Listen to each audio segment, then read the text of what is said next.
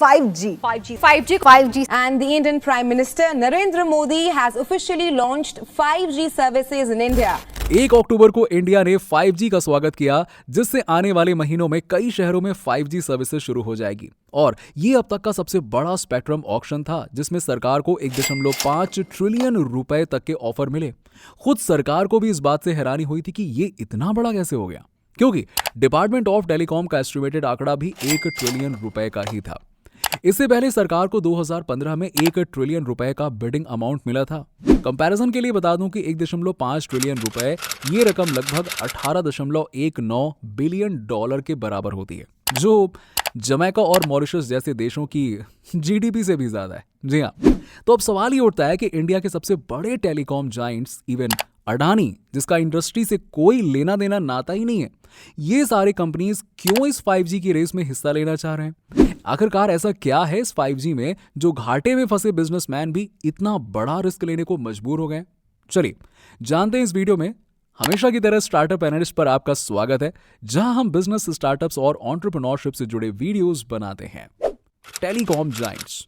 तो दोस्तों, इंडिया के सबसे बड़े टेलीकॉम ऑपरेटर्स जैसे कि मुकेश अंबानी का जियो, सुनील मित्तल का भारती एयरटेल और कुमार बिरला की जॉइंट कंपनी वोडाफोन आइडिया, ये तो पहले से ही मौजूद थे। लेकिन चौंकाने वाली बात ये थी कि जब अंबानी के जाने माने राइवल यानी कि अडानी ने भी 5G ऑक्शन के लिए अपना बिड भेज दिया। Asia's richest man, Gautam Adani's Adani Group, was one of as many as 4 to pick up applications to participate in the 5G auctions. अब जैसा कि आप जानते हैं कि 5G जो है वो मोबाइल नेटवर्क्स का 5वां जनरेशन है, तभी 5G कहलाता है वो। 2G में SMS, मल्टीमीडिया मैसेजेस और डिजिटल वॉइसेस की शुरुआत हुई थी। फिर आया 3G, जिसमें आप जब चाहें जहां चाहें इंटरनेट से कनेक्ट हो सकते थे। और आखिर में 4G द्वारा हाई डेफिनेशन स्ट्रीमिंग मुमकिन हुआ। और अब बारी है 5G की। 5G स्पेक्ट्रम के महंगे एयरवेव्स खरीदने के लिए बात आ गई कंपनीज के फाइनेंसेस पर। अब दोस्तों, इसमें कोई शक नहीं था कि सबसे हाईएस्ट बिड रिलायंस ने जीता। 2020 में जियो का स्टेक बेचकर रिलायंस ने $25 बिलियन रेस किए थे, और इस सेल के साथ रिलायंस का उस वक्त का नेट डेट भी 0 हो गया था। लेकिन वहीं दूसरी तरफ एयरटेल और आइडिया, जिसका नया नाम वोडाफोन आइडिया है, दोनों कंपनीज रिलायंस से भी ज्यादा डेट में है। यहां तक वोडाफोन आइडिया ने ड्यूज भरने के लिए अपना 35.8% स्टेक भी सरकार को बेच दिया, जिसके कारण सरकार उसकी सबसे बड़ी शेयर होल्डर है। आज की तारीख में वोडाफोन आइडिया का नेट डेट है 1.96 ट्रिलियन रुपए और एयरटेल का नेट डेट है 1.6 ट्रिलियन रुपए। सोचिए कितना ज्यादा ही। 5G frequency bands. 1 अगस्त को 5G स्पेक्ट्रम का ऑक्शन खत्म हुआ और 7 दिन और 40 बिडिंग राउंड्स के बाद आखिरकार सरकार को कुल मिलाकर 1.5 ट्रिलियन रुपए के बिड्स मिले। ये अब तक का सबसे बड़ा और महंगा स्पेक्ट्रम ऑक्शन माना गया। सरकार ने 5G स्पेक्ट्रम के 10 बैंड्स को नीलामी के लिए चुना। 5G स्पेक्ट्रम में 3 अलग अलग रेंज के फ्रीक्वेंसी बैंड्स हैं। पहला, लो फ्रीक्वेंसी बैंड्स, जिसमें 1 गीगाहर्ट्ज के नीचे की फ्रीक्वेंसीज आते हैं। दूसरा, मिड फ्रीक्वेंसी बैंड, यानी कि 1 गीगाहर्ट्ज और 6 गीगाहर्ट्ज के बीच। और हाई फ्रीक्वेंसी बैंड, यानी कि 24 गीगाहर्ट्ज और आगे के गीगाहर्ट्ज के बीच। और दोस्तों याद रखना, 1 gigahertz is equals to 1000 megahertz. दोस्तों, इस टेबल में वो सारे फ्रीक्वेंसी बैंड्स हैं जो सरकार के ऑफर में थे। लेकिन कौन सी फ्रीक्वेंसी बैंड को टेलीकॉम ऑपरेटर्स ने खरीदा, इससे हमें उनका गेम प्ले पता चलता है कि आखिरकार वो किस मोटिव से खरीद रहे हैं। अब जैसा कि आप टेबल में देख सकते हैं, 600 मेगाहर्ट्ज और 2300 मेगाहर्ट्ज के बैंड्स के लिए कोई भी बिड नहीं आए। सबसे ज्यादा कीमत 3300 मेगाहर्ट्ज वाले फ्रीक्वेंसी बैंड की थी। इस बैंड को खासकर कमर्शियल स्केल पर कंज्यूमर्स को इकोनॉमिक रेट और हाई स्पीड डिलीवर करने के लिए चलाया जाएगा। उसके बाद दूसरे नंबर पर 700 मेगाहर्ट्ज के फ्रीक्वेंसी बैंड बिके, जो सिर्फ अकेले जियो ने ही खरीद लिए। लेकिन पिछले 2 ऑक्शन में इस फ्रीक्वेंसी बैंड को कोई पूछ भी नहीं रहा था। 700 मेगाहर्ट्ज एक लो फ्रीक्वेंसी बैंड है जो मॉडरेट स्पीड दे पाएगा। फ्रीक्वेंसी जितनी कम होती है वो उतना ही ज्यादा दूर तक ट्रेवल कर सकती है, यानी उतना ही ज्यादा उसका कवरेज होगा। दोस्तों, सेल टावर से फोन में आने वाले सिग्नल को डाउनलिंक कहते हैं। जैसे जब अगर आप कुछ डाउनलोड कर रहे हो तो उसे डाउनलिंक कहते हैं, और फोन से वापस सेल टावर तक जाने वाले सिग्नल को अपलिंक कहते हैं। यानी जब आप किसी को कॉल लगाते हो या फाइल सेंड करते हो तो उसे अपलिंक कहते हैं। 700 मेगाहर्ट्ज बैंड के केस में कवरेज के साथ साथ उसकी अपलिंक ही उसकी सबसे खास बात है, जो जियो के अलावा किसी और ऑपरेटर ने इसे क्यों नहीं खरीदा। इसीलिए एयरटेल ने पहले ही 900 मेगाहर्ट्ज वाला बैंड खरीदा। उन्हें कोई भी एडिशनल कवरेज की खास जरूरत नहीं थी और उसके लिए उन्हें पैसे भी ज्यादा लगाने पड़ते हैं, इसीलिए बाकियों ने इस बैंड को छोड़ दिया।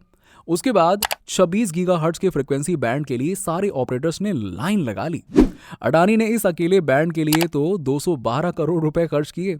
ये high frequency band Adani group अपने एंटरप्राइज के नेटवर्क सॉल्यूशंस जैसे कि airports, ports and logistic, power generation, distribution और मैन्युफैक्चरिंग ऑपरेशंस के लिए यूज करेगी। ये बैंड आपके और मेरे जैसे कंज्यूमर्स के लिए है ही नहीं, सिर्फ बिजनेस के लिए। इसलिए इस बैंड के लिए सारे टेलीकॉम ऑपरेटर्स ने जम के बोली लगाई। 5G मोड्स, इसमें जियो ने 88,078 करोड़ रुपए के लिए 24.7 गीगाहर्ट्ज के एयरवेव्स खरीदे। उसके बाद एयरटेल ने 43,084 करोड़ के लिए 19.8 गीगाहर्ट्ज के एयरवेव्स खरीदे।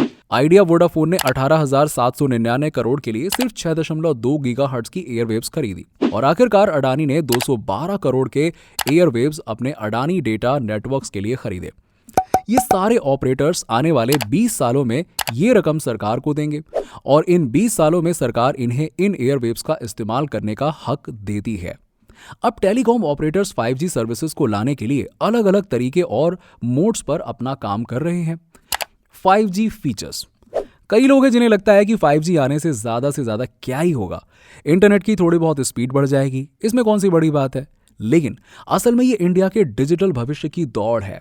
उससे पहले हम 5G के उन फीचर्स के बारे में बात करेंगे जिससे वो 4G से काफी ज्यादा एडवांस है। Number 1, speed.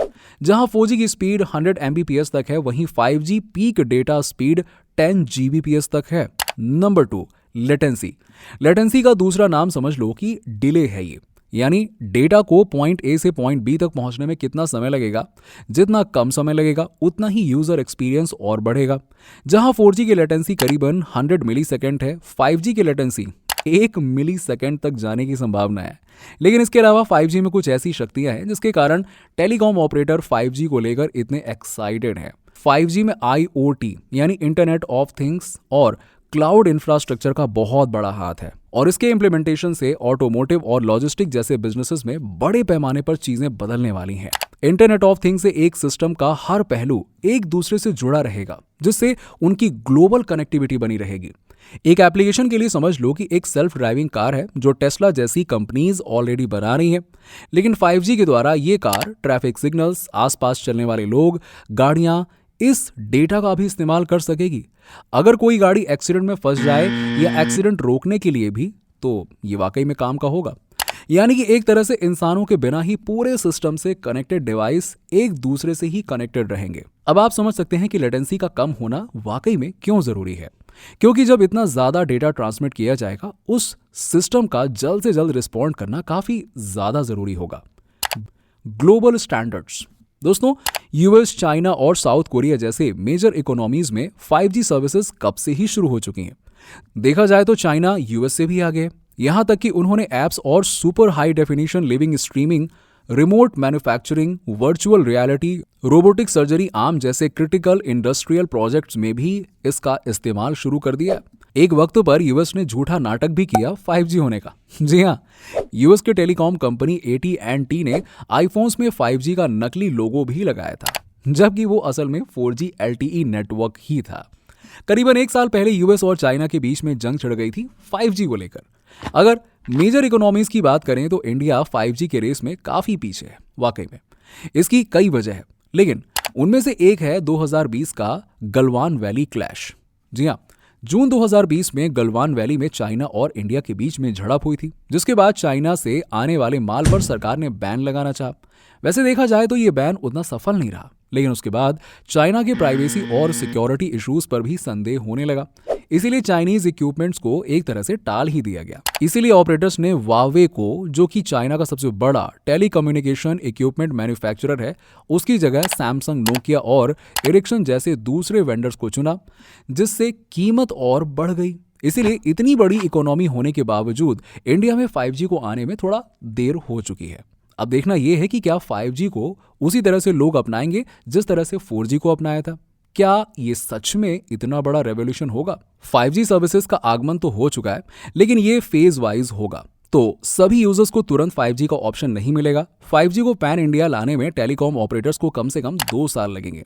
अब देखना यह है कि जियो, एयरटेल और वोडाफोन आइडिया में से कौन टेलीकॉम ऑपरेटर इंडिया के 5G रेस में आगे निकलता है। अब ये तो वक्त ही बताएगा कि क्या जियो 4G की तरह मार्केट डिसरप्ट कर देगा या एयरटेल और वोडाफोन आइडिया उसे कांटे की टक्कर देंगे। दोस्तों, आज के लिए फिलहाल इतना ही। उम्मीद है कि आपको वीडियो पसंद आया होगा। अगर आप इस टॉपिक पर वीडियो पसंद करते हैं तो प्लीज सब्सक्राइब करना ताकि हमें पता चले।